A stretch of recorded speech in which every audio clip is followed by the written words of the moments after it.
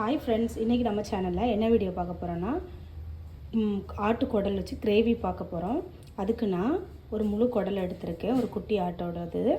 அது பாருங்கள், ஆவி பறக்க வெந்நீர் ஊற்றி அதை க்ளீன் பண்ணுறதுக்கு கொஞ்சம் நேரம் அந்த வெந்நியில் வச்சுருக்கேன், கொஞ்சம் ஊற வச்சுருக்கேன். கொஞ்சம் அப்போ அந்த ஸ்கின் ஏற்கனவே வெந்நீர் ஊற்றி க்ளீன் பண்ணி ரிமூவ் பண்ணி எடுத்துருக்கேன். இன்னும் கொஞ்சம் இருக்குது, அதை க்ளீன் பண்ணுறதுக்காண்டி நல்லா கொதிக்க வச்சா ஹாட் வாட்ரு கொஞ்சம் சால்ட்டும் போட்டு அதில் ஊற வச்சுருக்கேன். ஃப்ரெண்ட்ஸ் பாருங்கள், இதை வச்சு நம்ம கிரேவி எப்படி பண்ணணுங்கிறத பார்க்கலாம்.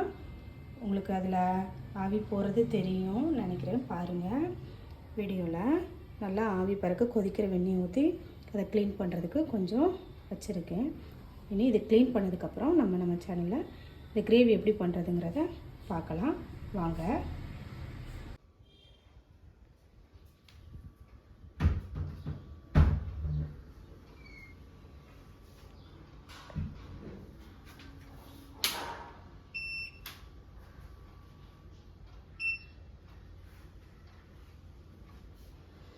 பாருங்கள் ஃப்ரெண்ட்ஸ், இப்போ நான் குடல் எடுத்து க்ளீன் பண்ணி மஞ்சளும் உப்பும் போட்டு நான் எடுத்து நீட்டாக க்ளீன் பண்ணி வச்சுருக்கிறேன்.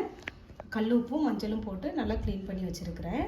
இப்போது அதுக்கு அதை அவிக்கிறதுக்கு தேவையான இன்க்ரீடியன்ட்ஸ் எடுத்து வச்சுருக்கேன். பாருங்கள், இதில் ஒரு துண்டு பட்டை, கொஞ்சம் பெருஞ்சீரகம், 4 ஏலக்காய், அன்னாசி பூ ஒரு துண்டு, கிராம்பு, ஏலக்காய் இவ்வளோ எடுத்து வச்சுருக்கிறேன். அப்புறம் ஒரு 5 பச்சை மிளகா, கொஞ்சோண்டு சின்ன உள்ளி, ஒரு 3 தக்காளி, இது அவ்வளோ கட் பண்ணி வச்சுருக்கேன். ஃப்ரெண்ட்ஸ், இப்போ இதை போட்டு நம்ம அவிய வைக்கலாம். அது ஃபஸ்ட்டு ஒரு குக்கர் எடுத்திருக்கேன். குக்கரில் நான் க்ளீன் பண்ணி வச்சுருக்கிற இந்த குடலை இதில் ஆட் பண்ணிக்கிறேன். இதில் எடுத்து போட்டுக்கலாம். நல்லா மஞ்சளும் உப்பும் போட்டு க்ளீன் பண்ணி வச்சுக்கோங்க. ஏற்கனவே நான் உங்கள்கிட்ட காட்டியிருந்தேன், குடலை வெந்நீர் ஊற்றி ஊற வச்சுருக்கதை காட்டியிருந்தேன். அது நல்லா வெந்நியில் நல்லா இதானதுக்கப்புறம் தான் நான் இதை மஞ்சள் உப்பு போட்டு நல்லா க்ளீன் பண்ணி இந்த சைஸில் சின்ன சின்ன துண்டுகளாக வெட்டி எடுத்து வச்சுருக்கேன். ஃப்ரெண்ட்ஸ், மேலே உள்ள ஸ்கின் எல்லாமே ரிமூவ் பண்ணி அதனால் நீட்டாக எடுத்து மஞ்சள் உப்பு போட்டு க்ளீன் பண்ணி வச்சுருக்கோம். இப்போ இது அவிக்கிறதுக்கு தேவையானதை நம்ம போட்டுடலாம். கொஞ்சம் சின்ன உள்ளியே போட்டுடலாம். இது நான் சுக்கா பண்ணுறதுனால முதலையே எல்லாம் போட வேண்டாம், கொஞ்சம் சின்ன உள்ளி போட்டால் போதும். கொஞ்சம் தக்காளி போட்டிருக்கேன். மீதி இருக்கிறத வச்சு 2 கிரேவி ரெடி பண்ணும்போது பார்க்கலாம். கொஞ்சம் கருவேப்பிலை போட்டிருக்கேன். ஒரு 2 துண்டு பச்சை மிளகாய் போட்டிருக்கேன். அப்புறம் இஞ்சி பூண்டு பேஸ்ட்டும் எடுத்து வச்சுருக்கேன். நான் ஏற்கனவே அரைச்சி வச்சுருந்தது உங்களுக்கு தெரியும்.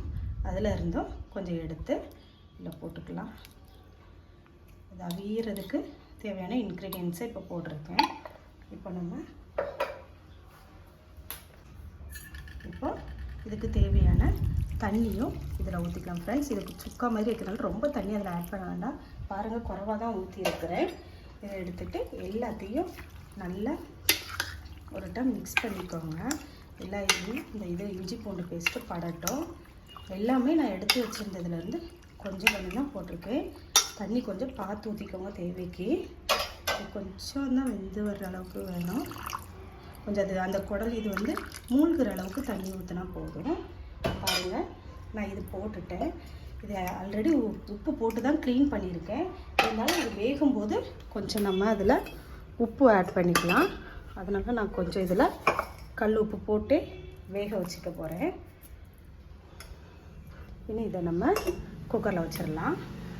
குக்கரை அடுப்பில் வச்சு நம்ம பண்ணிடலாம். மஞ்சள் பொடி ஆல்ரெடி போட்டு நான் வாஷ் பண்ணியிருக்கனால மஞ்சள் அவியும் போது போடலை. ஃப்ரெண்ட்ஸ், இனி நம்ம அதை கிரேவி பண்ணும்போது நம்ம போட்டுக்கலாம். இப்போ பாருங்கள், இப்போ உப்பு போட்டதுக்கப்புறம் கொஞ்சம் நல்லா கலந்து விட்டுக்கலாம்.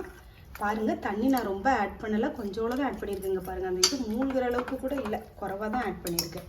பார்த்துக்கோங்க. இப்போது நம்ம குக்கரை மூடி வச்சிடலாம். ஒரு 4-5 விசில் வர கொஞ்சம் வெயிட் பண்ணலாம். ஃப்ரெண்ட்ஸ், வெயிட் பண்ணுங்கள். ஃப்ரெண்ட்ஸ், இப்போது குடல் வச்சு சுக்கா எப்படி ரெடி பண்ணுறதுங்கிறத பார்க்கலாம். நான் அதுக்கு ஒரு மண் சட்டி எடுத்து வச்சுருக்கிறேன். அதில் கொஞ்சம் நல்லெண்ணெய் ஆட் பண்ணியிருக்கிறேன்.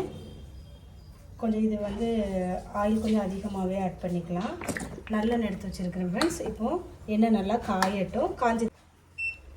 எண்ணெய் நல்லா காஞ்சதுக்கப்புறம் இதில் என்னென்ன இன்க்ரீடியன்ட்ஸ் போடலான்னு பார்க்கலாம். கொஞ்சம் எண்ணெய் காயட்டும்.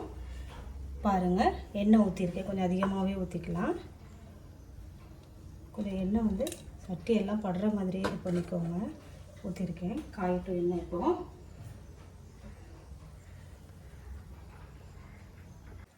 பாருங்கள் ஃப்ரெண்ட்ஸ், எண்ணெய் காஞ்சிருச்சு, பபிள்ஸ் வருது பாருங்கள். இப்போ இந்த நேரத்தில் நான் இது கூட என்னெல்லாம் போடுறேன்னா, நான் ஏற்கனவே எடுத்து வச்சுருக்கிறேன் ஒரு சைஸ் பட்டை, ஒரு சின்ன துண்டு பட்டை, ஒரு அன்னாசி பூ, 4-5 ஏலக்காய், கொஞ்சம் கிராம்பு, பெருஞ்சீரகம், இது அவ்வளோத்தையும் இதில் போட்டுக்கலாம். போட்டுட்டு கொஞ்சம் எண்ணெயில் நல்லா பொரிஞ்சு வரட்டும். இது எண்ணெயில் நல்லா பொரியட்டும். இதுக்கு தண்ணி ரொம்ப ஆட் பண்ண வேண்டாம், கொஞ்சம் ட்ரை ரோஸ்ட் மாதிரி இருக்கும். அதனால அப்படி தான் பண்ணுறேன். அதனால தான் கொஞ்சம் ஆயில் அதிகமாக எடுத்துக்க சொல்லியிருக்கேன். பாருங்கள், இது நல்லா பொரிஞ்சு வரட்டும் ஃப்ரெண்ட்ஸ். பாருங்கள் ஃப்ரெண்ட்ஸ், ஏற்கனவே குக்கரில் குடல் நான் அவிச்சு எடுத்து வச்சுருக்கேன். இனி அது ரெடி ஆனோன்னா இதை ஊற்றி அதில் பண்ணலாம். இப்போ இதெல்லாம் ரெடி ஆயிடுச்சு.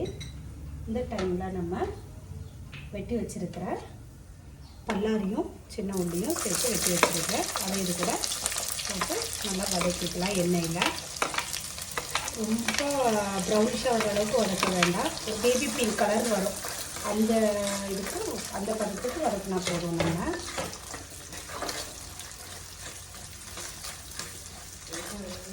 கொஞ்சம் சின்ன உள்ளியும் போட்டிருக்கிறேன், ஒரு பெரிய சைஸ் பல்லாரியும் போட்டிருக்கிறேன். இது ரெண்டும் நல்லா வதங்கி வரட்டும்.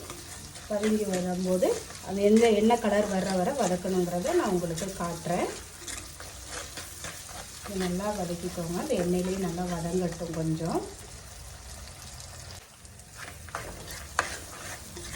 பாருங்கள் ஃப்ரெண்ட்ஸ், வெங்காயம் நல்லா வதங்கிட்டு வருது பாருங்கள். காட்டுறேன் என்ன பதத்துக்கு வரணும்னு. லைட்டாக பேபி பிங்க் கலர் வர அது நல்லா வதக்கிக்கோங்க எண்ணெயில். பாருங்கள், இப்போது இந்த சமயத்தில் நான் வெட்டி வச்சுருக்கிற பச்சை மிளகாவையும் போட்டு இந்த எண்ணெயில் நல்லா வதக்கிக்கிறேன். அப்புறம் எடுத்து வச்சுருக்கிற கருவேப்பிலையும் இதில் போட்டுக்கலாம். எல்லாமே எண்ணெயில் தான். இனி நம்ம இதில் தண்ணி எதுவுமே ஊற்ற மாட்டோம். அதனால் எல்லாமே எண்ணெயில் நல்லா வதக்கி எடுத்துக்கோங்க. மிளகாய் ஏற்கனவே நான் வெட்டி வச்சுருந்ததில் ஒரு 2 மிளகாய் நான் அவிக்கும் போதே அதில் போட்டேன். குடலை அவிக்கும் போதே நான் இதில் தக்காளி, இஞ்சி பூண்டு பேஸ்ட்டு, பச்சை மிளகா, சின்ன உள்ளி எல்லாம் போட்டு தான் அதை அவிச்சு எடுத்து வச்சுருக்கேன். அதனால் அதிலேருந்து மீதி நான் கட் பண்ணி வச்சுருந்ததில் மீதி 2 இதில் போட்டிருக்கிறேன். ரொம்ப பச்சை மிளகாய் ஆட் பண்ணிக்க வேண்டாம் அதில், ஏன்னா வத்தல் பொடி நம்ம போடுவோம். அதனால் நான் குறைவாக தான் இது பண்ணியிருக்கேன். இந்த டைமில் இது நல்லா வதங்கி வரட்டும். இப்போது இது கூட நான் வெட்டி வச்சுருக்கிற இதில் தக்காளியும் இதில் ஆட் பண்ணிக்கலாம். அது நல்லா மசிஞ்சு வரட்டும். மசிஞ்சு வர நல்லா இதை நம்ம வதக்கிக்கலாம். கொஞ்சம் சீக்கிரம் வதங்கி வர்றதுக்காண்டி கொஞ்சம் நம்ம இதில் உப்பு ஆட் பண்ணிக்கலாம். எப்போவுமே மேக்ஸிமம் கொஞ்சம் கல் உப்பே ஆட் பண்ணி பண்ணுவீங்க. உப்பு போட்டிருக்கேன், கொஞ்சோல தான் போட்டிருக்கேன். ஏன்னா இதை அவிக்கும் போதும் உப்பு போட்டிருக்கிறேன், கழுவும் போதும் க்ளீன் பண்ணும்போதும் உப்பு போட்டிருக்கேன். அதனால் உப்பு கொஞ்சம் பார்த்து போடணும். இப்போ நான் இதில் கொஞ்சம் தான் போட்டிருக்கேன். இதெல்லாம் நல்லா வெந்து வர்றதுக்காக கொஞ்சம் தான் உப்பு ஆட் பண்ணிவிட்டு இது நல்லா வெந்து வரட்டும். வெந்து தக்காளியில் நல்லா மசிஞ்சு வந்தது போல் வரட்டும். அப்போ தான் அது நல்லாயிருக்கும். லாஸ்ட்டாக நம்ம இதை ஆட் பண்ணிட்டு இது நல்லா வேகட்டும். வெந்ததுக்கப்புறம் எந்த அளவுக்கு வெந்து வரணுங்கிறத நான் காட்டுறேன் உங்களுக்கு. பாருங்கள் ஃப்ரெண்ட்ஸ், தக்காளி நல்லா மசிஞ்சு வரது உங்களுக்கு தெரியும். நம்ம கரண்டி வச்சு அதை இது பண்ணும்போதே உங்களுக்கு பாருங்கள் மசிய ஆரம்பிச்சிருக்கு, நல்லா வேக ஆரம்பிச்சிருச்சு. உப்பு போட்டோம்னா நம்மளுக்கு உடனே வெந்துடும். அதனால் மேக்ஸிமம் உப்பு போட்டு இது பண்ணுங்கள். பாருங்கள், நல்லா மசிய வச்சுருக்கேன். எந்த பதத்துக்கு வந்திருக்குன்னு பாருங்கள். இந்த டைமில் பாருங்கள் தக்காளி எல்லாம் நல்லா மசிஞ்சிருச்சு. எல்லாம் நல்லா மசிஞ்சு இங்கே பாருங்கள் நல்லா வெந்து வந்துருச்சு. இந்த டைமில் நான் கொஞ்சம் இஞ்சி பூண்டு பேஸ்ட்டு சேர்த்துக்கிறேன். ஏற்கனவே இது வீட்டில் அரைச்சி வச்சது மாதிரி இருந்தா, அதனால் அதை எடுத்து நான் இதில் ஒரு 2 ஸ்பூன் இஞ்சி பூண்டு பேஸ்ட்டு சேர்த்துக்கிறேன். அதையும் போட்டு பச்சை வாசனை போகிற வரை நல்லா இதில் வதக்கிக்கோங்க.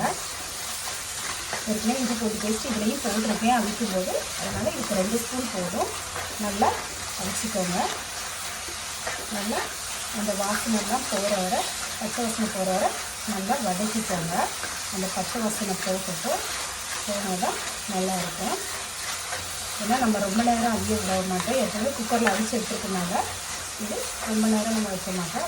இந்த ஸ்டேஜில் வந்ததுக்கப்புறம் இதில் நான் வத்தல் பொடி எடுத்து வச்சுருக்கிறேன், அதை இதில் ஆட் பண்ணிக்கிறேன். அதையும் இந்த எண்ணெயிலேயே வதக்கி எடுத்துக்கோங்க. அந்த எண்ணெயில் நல்லா வதங்கட்டும். அந்த வத்தல் பொடியோட பச்சை வாசனை போகிற வரை நல்லா வதக்கிக்கலாம் ஃப்ரெண்ட்ஸ். பாருங்கள் அது எப்படி ரெட்டிஷாக இருக்குங்கிறத பாருங்கள். நல்லா இது இந்த பச்சை வாசனை போகிற வரை வதக்கிக்கோங்க. நல்லா வதக்கினதுக்கப்புறம் இந்த டைமில் நான் இதில் கரம் மசாலா சேர்த்துக்கிறேன். இதுக்கு நான் மல்லிப்பொடி போடலை ஃப்ரெண்ட்ஸ், மல்லிப்பொடி போடாமல் தான் பண்ணியிருக்கேன். வத்தல் பொடியும் கரம் மசாலா மட்டும்தான் இதில் நான் ஆட் பண்ணியிருக்கேன். மஞ்சள் பொடியும் போடலை. ஏன்னா இதில் நான் கழுவும் போது போட்டிருந்த மஞ்சளே நல்லா அதிகமாக தான் இருக்குது. அதனால் மஞ்சள் சேர்க்க வேண்டாம், ரொம்ப அதிகமாக எடுக்க வேண்டாம். இது நல்லா சூடாகிற வரை, நல்லா அந்த பச்சை வாசனை போகிற வரை நல்லா வதக்கிடலாம். பாருங்கள் ஃப்ரெண்ட்ஸ், நல்லா பச்சை வாசனை போகிற வரை வதக்கியாச்சு. இந்த டைமில் நான் அவிச்சு வச்சுருக்கிற இந்த சூப் எடுத்து இதில் ஊற்றிக்கிறேன். இதில் நான் அவிச்சு வச்சுருக்கிற அந்த தண்ணியோட அந்த குடலை ஆட் பண்ணிக்கிறேன். ஒரு 4 விசில் வச்சு அவிச்சு எடுத்தேன் ஃப்ரெண்ட்ஸ். இப்போது இது அவ்வளோ இதில் போட்டு இப்போ நம்ம என்ன பண்ண போகிறோன்னா, இது கொஞ்சம் நல்லா தண்ணியாக இருக்குது. அவிக்கும்போது ஊற்றின தண்ணியே அதிகமாகிடுச்சு. அதனால் இது நல்லா சுருண்டு வர்ற அளவுக்கு வற்றணும். அது வரை நம்ம கொஞ்சம் வெயிட் பண்ணலாம். உப்பு டேஸ்ட்டு பார்த்துக்கலாம். உப்பு கரெக்டாக இருக்குது. இப்போ நம்ம அது நல்லா சுருளை வற்றுற வரை நம்ம அடுப்பில் வச்சுக்கலாம். அது வரை கொஞ்சம் வேகட்டும். இப்போ இதை மூடி போட்டு நம்ம வச்சுக்கலாம். ஃப்ரெண்ட்ஸ், இது இப்போ மூடி வச்சுருக்கேன்னா இது இப்போ ரெடி ஆகட்டும். நல்லா சுருளை வற்றினதுக்கப்புறம் உங்களுக்கு நான் எப்படி பண்ணியிருக்கேங்கிறத காட்டுறேன். பாருங்கள் ஃப்ரெண்ட்ஸ், தண்ணி எவ்வளோ வற்றிருக்குன்னு பாருங்கள். இன்னும் கொஞ்சம் இருக்குது. இது அவ்வளோ இன்னும் கொஞ்சம் வற்ற விடுவோம். ஸ்லோ ஃப்ளேம்லேயே வச்சுருக்கேன். அடி பிடிச்சிடாமல் பண்ணுங்கள். பாருங்கள், நான் எவ்வளோ தூரத்துக்கு இந்த தண்ணி வற்றிருக்குன்னு. இன்னும் கொஞ்சம் நல்லா தண்ணி வற்றட்டும். அதனால் ஆஃப் அன் ஹவர் இந்த பக்கத்தில் இருந்தாலுமே இன்னும் கொஞ்சம் நேரத்தில் அது வந்து ரொம்ப ட்ரையான மணிக்கு ஆயிரும். இருந்தாலும் கொஞ்சம் நேரம் நான் வச்சுருக்கேன். கொஞ்சம் இன்னும் இந்த தண்ணி வற்றட்டும். இப்போ இல்லை, இது மசாலா தான் இருக்குது. இருந்தாலும் கொஞ்சம் இந்த கிரேவி கொஞ்சம் இன்னும் கொஞ்சம் வற்றட்டும். இது நான் மூடி வச்சுருக்கேன். பாருங்கள் ஃப்ரெண்ட்ஸ், நல்லா எண்ணெய்லாம் நல்லா வந்து மேலே வந்திருக்கு பாருங்கள். இப்போ பாருங்கள் எப்படி எண்ணெய்லாம் தெரியுது. நல்லா இப்போ வற்றி வந்துருச்சு. இந்த நேரத்தில் நம்ம இதுக்கு ஃபைனல் டச்சப் கொடுத்துடலாம் ஃப்ரெண்ட்ஸ். இப்போ நான் இதுக்கு ரம்பா இலை எடுத்திருக்கேன். அதை இப்படி பிச்சு போட்டுடுறேன். இது நல்லா போட்டால் நல்லா மணமாக இருக்கும். அதனால் அது போட்டிருக்கேன். அதுக்கப்புறம் மல்லித்தலையும் பிச்சு போட்டுக்கலாம். எப்படினாலும் கொஞ்சம் நேரம் அந்த மண் சட்டி சூட்டுக்கு இப்படி தான் கொதிச்சுக்கிட்டே இருக்கும். இந்த டைமில் நம்ம மல்லிக்கீரையும் போட்டு புதினா எல்லாம் போட்டு இறக்கலாம் ஃப்ரெண்ட்ஸ். பாருங்கள் எவ்வளோ ரெட்டிஷாக அழகாக சிக்கன் கிரேவி எப்படி ரெடியாக இருக்குன்னு சாரி ஃப்ரெண்ட்ஸ், ஆட்டுக்குடல் கறி எப்படி ரெடியாக இருக்குன்னு பாருங்கள். நீங்களும் வீட்டில் இது போல் செஞ்சு பாருங்கள். பாருங்கள் நல்லா ட்ரை ஆயிடுச்சு. எவ்வளோ அழகாக இருக்குது பாருங்கள் ஃப்ரெண்ட்ஸ். நல்லா ரெட்டிஷாக சூப்பராக இருக்குது. குடல் கறி ரெடி ஆயிடுச்சு. நீங்களும் வீட்டில் இதேமாதிரி செஞ்சு பார்த்துட்டு எப்படி இருக்குன்னு கமெண்ட் பண்ணுங்கள், லைக் பண்ணுங்கள், ஷேர் பண்ணுங்கள். மறக்காமல் நம்ம சேனலை சப்ஸ்கிரைப் பண்ணுங்கள். தேங்க்ஸ் ஃபார் வாட்சிங்.